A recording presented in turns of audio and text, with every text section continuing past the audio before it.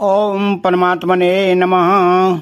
अब आगे के श्लोक में उन भक्तों का भजन किस रीति से होता है यह बताते हैं।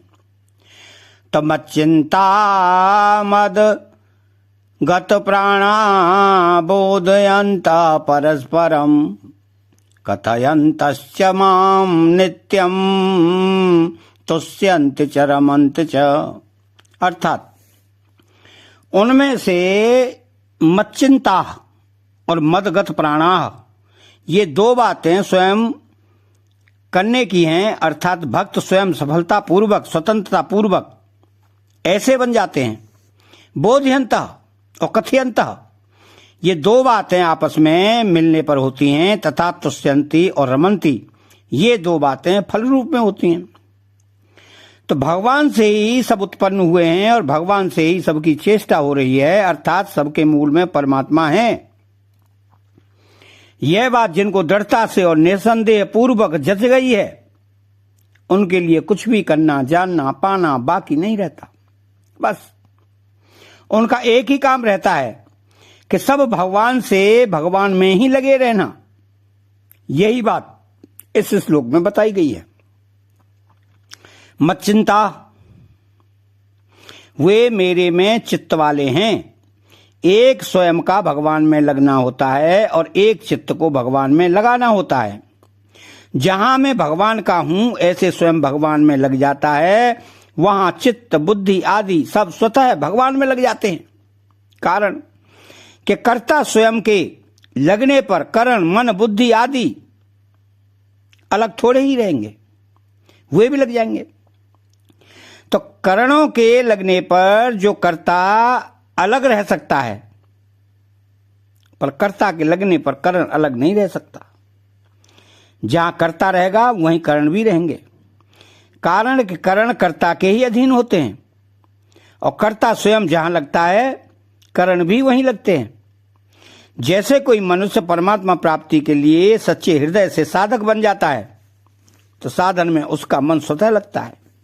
उसका मन साधन के सिवाय अन्य किसी कार्य में नहीं लगता और जिस कार्य में लगता है वह कार्य भगवान का ही होता है। कारण कि स्वयं कर्ता के विपरीत मन बुद्धि आदि नहीं चलते, परंतु जहां स्वयं भगवान में नहीं लगता प्रत्युत मैं तो संसारी हूं, मैं तो गृहस्थ हूं, इस प्रकार स्वयं को संसार में लगाकर चित्त को भगवान में लगाना चाहता है उसका चित्त भगवान में निरंतर नहीं लगता। तात्पर्य है कि स्वयं तो संसारी बना रहे और चित्त को भगवान में लगाना चाहे तो भगवान में चित्त लगना असंभव सा है। दूसरी बात, चित्त वहीं लगता है जहां प्रियता होती है। प्रियता वहीं होती है जहां अपनापन होता है और आत्मीयता होती है। अपनापन होता है भगवान के साथ स्वयं का संबंध जोड़ने से। तो मैं केवल भगवान का हूं और केवल भगवान ही मेरे हैं। शरीर संसार मेरा नहीं है। मेरे पर प्रभु का पूरा अधिकार है, इसलिए वे मेरे प्रति चाहें जैसा बर्ताव या विधान कर सकते हैं, परंतु मेरा प्रभु पर कोई अधिकार नहीं है। अर्थात वे मेरे हैं तो मैं जैसा हूं वे वैसा ही करें, ऐसा कोई अधिकार नहीं है। तो इस प्रकार जो स्वयं को भगवान का मान लेता है, अपने आप को भगवान के अर्पित कर देता है, उसका चित्त स्वतः भगवान में लग जाता है। ऐसे भक्तों को ही यहां मच्चिंता कहा गया है। यहां मच्चिंता पद से चित्त के अंतर्गत ही मन है, अर्थात मनोवृत्ति अलग नहीं है। तो गीता में चित्त और मन को एक भी कहा है और अलग अलग भी। जैसे भूमिरापो अनलो वायु खम मनो बुद्धिरैव च। यहां मन के अंतर्गत ही चित्त है और मन संयम्य मन चिंता। यहां मन और चित्त अलग अलग हैं, परंतु इस श्लोक में आए मच्चिंता पद में मन और चित्त एक ही है, दो नहीं। तो मदगत प्राणा, उनके प्राण मेरे ही अर्पण हो गए हैं। प्राणों में दो बातें हैं, जीना और चेष्टा। तो उन भक्तों का जीना भी भगवान के ही लिए है और शरीर की संपूर्ण चेष्टाएं क्रियाएं भी भगवान के लिए ही हैं।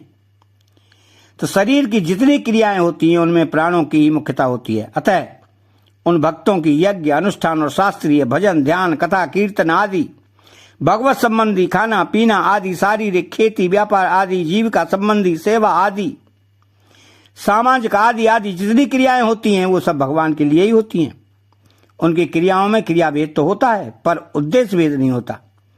उनकी मात्र क्रियाएं एक भगवान के उद्देश्य से ही होती हैं, इसलिए वे भगवत प्राण होते हैं।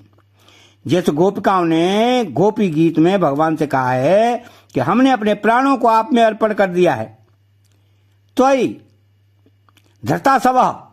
ऐसे ही भक्तों के प्राण केवल भगवान में रहते हैं। उनका जितना भगवान से अपनापन है उतना अपने प्राणों से नहीं। हर एक प्राणी में किसी भी अवस्था में मेरे प्राण न छूटें, इस तरह जीने की इच्छा रहती है। यह प्राणों का मोह है, स्नेह है, परंतु भगवान के भक्तों का प्राणों में मोह नहीं रहता। उनमें हम जीते रहें यह इच्छा नहीं होती और मरने का भय भी नहीं होता। तो उनको न जीने से मतलब रहता है और न मरने से। उनको तो केवल भगवान से मतलब रहता है, कारण कि वे इस बात को अच्छी तरह से जान जाते हैं कि मरने से तो प्राणों का ही वियोग होता है, भगवान से तो कभी वियोग होता ही नहीं। तो प्राणों के साथ हमारा संबंध नहीं है, पर भगवान के साथ हमारा स्वतः सिद्ध घनिष्ठ संबंध है। प्राण प्रकृति के कार्य हैं, हम स्वयं भगवान के अंश हैं। ऐसे मंदत प्राणा होने के लिए साधक को सबसे पहले यह उद्देश्य बनाना चाहिए कि हमें तो भगवत प्राप्ति ही करनी है। सांसारिक चीजें प्राप्त हो या न हो, हम स्वस्थ रहें या न रहें, बीमार हमारा आदर हो या निरादर, हमें सुख मिले या दुख, इनमें हमारा कोई मतलब नहीं है। हमारा मतलब तो केवल भगवान से है। ऐसा दृढ़ उद्देश्य बनने पर साधक भगवत प्राण हो जाएगा। बोधिहंता परस्परम, उन भक्तों को भगवत भाव वाले भगवत ऋषि वाले मिल जाते हैं तो उनके बीच भगवान की बात छिड़ जाती है। फिर वे आपस में एक दूसरे को भगवान के तत्व रहस्य गुण प्रभाव आदि जानते हैं, जनाते हैं, तो एक विलक्षण सत्संग होता है। तो जब वे आपस में भावपूर्वक बातें करते हैं तब उनके भीतर भगवत संबंधी विलक्षण विलक्षण बातें स्वतः आने लगती हैं। जैसे दीपक के नीचे अंधेरा रहता है, पर दो दीपक एक दूसरे के सामने रख दें तो दोनों दीपक के बीच का अंधेरा दूर हो जाता है। ऐसे ही जब दो भगवत भक्त एक साथ मिलते हैं और आपस में भगवत संबंधी बातें चल पड़ती हैं तब किसी के मन में किसी तरह का भगवत संबंधी विलक्षण भाव पैदा होता है तो वह उसे प्रकट कर देता है, तथा दूसरे के मन में और तरह का भाव पैदा होता है तो वह भी उसे प्रकट कर देता है। इस प्रकार आदान प्रदान होने से उनमें नए नए भाव प्रकट होते रहते हैं, परंतु अकेले में भगवान का चिंतन करने से उतने भाव प्रकट नहीं होते। अतः भाव प्रकट हो भी जाए तो अकेले अपने पास ही रहते हैं, उनका आदान प्रदान नहीं होता है। तो कथयंतस्य माम, उनको भगवान की कथा लीला सुनने वाला कोई भगवत भक्त मिल जाता है तो वे भगवान की कथा लीला कहना शुरू कर देते हैं।